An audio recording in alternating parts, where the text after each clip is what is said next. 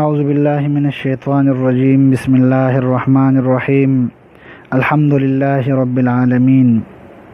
مونږ نن آغاز ابتدا په دې ګروپ کې د ترجمه او تفسیر کوو. الله دې مالا د صحیح ترجمه او تفسیر کولو او د صحیح وضاحت کولو توفیق راکړي او په دې د عمل کولو هم توفیق راکړي. او الله دې اجر ورکړي سهیل بای ته چې هغې بار بار اصرار وکړو، د هغې په اصرار باندې مونږ د قرآن د آیات د ترجمې تفسیر شروع کولو آغاز وکړو. او الله دې اجر عظیم ورکړي افتخار بای ته او هارون بای ته چې هغې مبارک قدمونه کېښودل او مونږ ته راغلل او آخري د دې خبرې اظهار یې وکړو چې د قرآن د یو آیات دو ترجمو تفسیر وکړی شي او د نشر اشاعت ذمواري هم واغشته.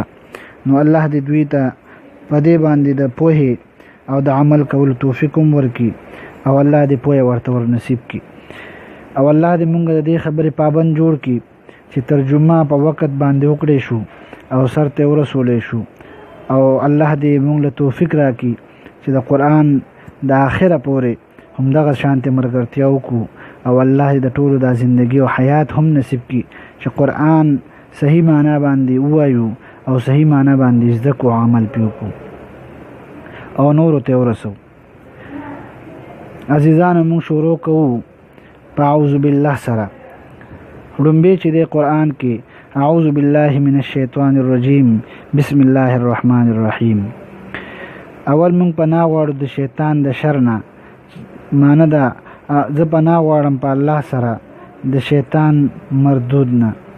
او د الله تعالی ارشاد هم دی 4 سپاره کې رکوع نمبر 19 کې فاذا قرأت القرآن فاستعذ بالله من الشیطان الرجیم، چې کله ته د قرآن تلاوت کې نو د الله نه پناه وغواړه د شیطان مردود د شر نه. د قرآن د لوستلو نه پیله اعوذ بالله ویل د امت په اجماع باندې دا سنت ده، که هغه د تلاوت د مونځ دننه وي یا د مونځ نه بهر وي، خو اعوذ بالله ویل دا ورته سنت ده. دا شرح منیه هم را نقل کړې ده، بحر الرائق هم را نقل کړې ده، رشیدیه هم را نقل کړې ده.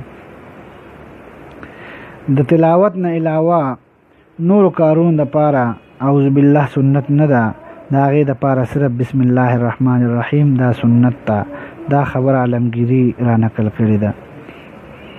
بله دا خبره هم زده کوي چې کله یو سړی تلاوت کوي او منځ کې بل صورت راشي سوا د صورت براءت نه، نو بیا به صرف بسم الله الرحمن الرحیم ورته وایي.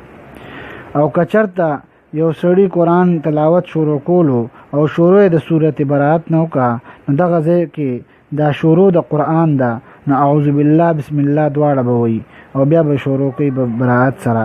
ځکه دلته د اعوذ بالله بسم الله تلاوت د شروع دپاره وشوه، د صورت براءت دپاره نه، ځکه تلاوت دی شروع کوي نو لومبی به اعوذ بالله وایي بیا بسم الله وایي.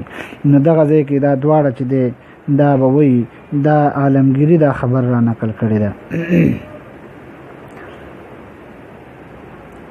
اعوذ بالله دې دپاره مونږ وایو چې دا قرآن د الله کلام دی، چا مکمل نور دی. او د شیطان دا کوشش دی چې د الله کلام نه د عبادت نه تابند کی. نو مونږ د الله نه سوال کو چې خدای دې کې و شیطان مونږ ته وسوسې او فکرونه دا برا اچي، الله مونږ د شیطان د شر نه محفوظ کا. دا غنه مونږ د الله نه مونږ دعا غواړو د شیطان نه چې مونږ له شیطان نه پناه راکړي. علامه سید سلیمان ندوی رحم الله یو عجیبه نقطه بیانوي چې حاصل له تعوذ د اعوذ بالله دا دی چې یا الله ما کې خپل دومره طاقت نشته دی چې په خپل طاقت باندې شیطان سره مقابله وکړم، په هغه باندې غالب شم. دې دپاره زه د خپل قوت نفي کوم او ای الله ستا د ذات سهاره اخلم او تا نه مدد او د حفاظت سوال کوم.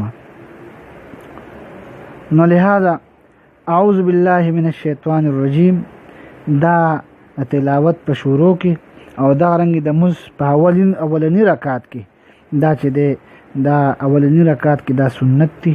باقی نور رکعتونو کې بیا چې دی صرف بسم الله ویل دي، اعوذ بالله نشته دی. دا هم بحر الرائق را نقل کړی ده. ورپسې بیا بسم الله الرحمن الرحیم کلمه ده. بسم الله الرحمن الرحیم چا معنی دا کړې ده چې خاص په نوم د الله تعالی امداد غواړو په شروع کولو کې چې رحمان او رحیم دی. او تعلیم الاسلام هغوی دا معنی کړې ده چې شروع کوم د الله په نوم سره چې لوی مهربان د ډېر زیات رحم خاوند دی. معنی دا شوه بسم الله الرحمن الرحیم، شروع کوم په نوم د الله سره چې ډېر زیات مهربان او رحم کوونکی دی. دا معنی شوله د بسم الله الرحمن الرحیم. د دې ډېر زیات فضایل هم راغلي دي. حضرت عثمان ابن عاص رضی الله عنه د حضور صلی الله علیه وسلم نه نقل کوي، فرمایي چې د بدن په کومه حصه کې درد وي او په هغه ځای باندې لاس کېږدي او 3 ځلې بسم الله ووایي او 9 ځلې دا دعا ووایي اعوذ بالله وقدرته من شر ما اجد واحاذره. نو هغه وایي چې په دې باندې هغه عمل وکړو نو د بدن هغه درد همیشه دپاره ختم شي. حضرت علی رضی الله عنه حضرت عثمان رضی الله عنه فرمایي چې بسم الله د هر بیماری نه شفا ورکوونکی ده او د هر درد نه علاج ورکوي. حضرت علی رضی الله عنه فرمایي بسم الله هر مشکل اسانونکی دی او هر رنج او غم لري کوونکی دی او زړونو ته خوشحالي ورکوي. او علی رضی الله عنه یو سړی ولیدو چې بسم الله لیکله نو وی لیدلو نو وی فرمایل چې دا بسم الله خسته او خوشخطه ولیکه.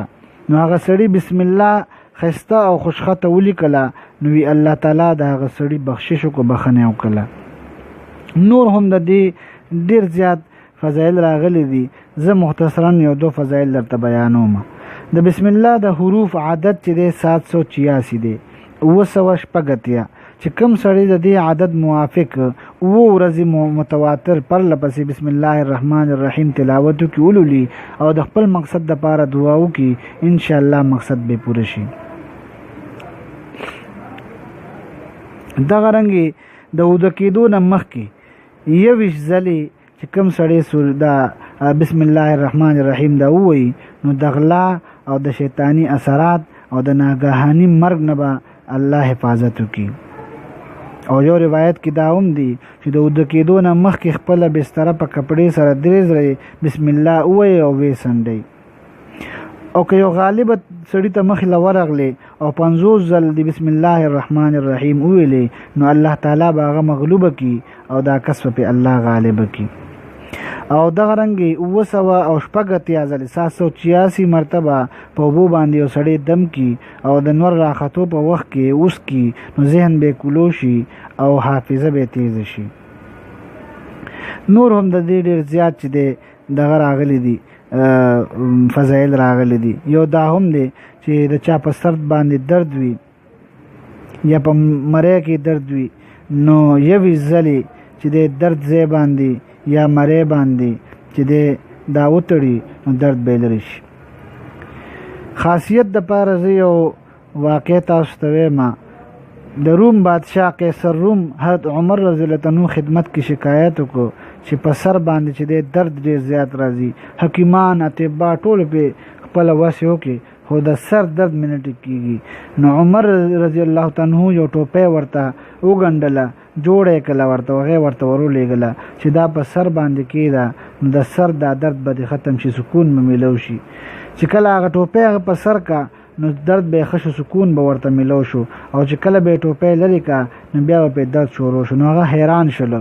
هغه ټوپۍ وسپړله چې ویې کتل په هغې کې لیکلی شوي وو بسم الله الرحمن الرحیم. په دې خبره باندې د ټولو علماو اتفاق دی چې دا بسم الله الرحمن الرحیم دا په قرآن کې داخله ده. او د سوره نمل آیات نمبر 30 وانه من سلیمان وانه بسم الله الرحمن الرحیم دا د دې آیات جز دی. البته نور امامان په دې کې بیا اختلافات کوي خو د احناف په نسبت باندې دا بسم الله الرحمن الرحیم دا د یو سورت جز نه دی بلکې دا یو مستقل آیات دی چې د سورتونو د درمیان د سورتونو منځ کې د فصل لپاره جدای لپاره نازل شوی دی. امام ابوبکر الجصاص رحم الله دا قول تفصیلی دلایل سره مزین کړی دی او احکام القرآن لابی بکر الجصاص دا هغه الرازی هغه په خپل کتاب کې را نقل کړی دی جلد 1 صفحه 9. د قرآن د تلاوت نه مخکې بسم الله الرحمن الرحیم لوستل سوا د سورة براءت نه دا چې د دغه دی سنت دی، او د احناف په نزدیک باندې د مونځ په ټولو رکعاتونو کې د سورې فاتحې نه مخکې په پټ اواز باندې بسم الله ویل دا سنت دی. دا خبره بحر الرائق په کتاب الصلاة جلد 1 صفحه 1546 کې را نقل کړی ده.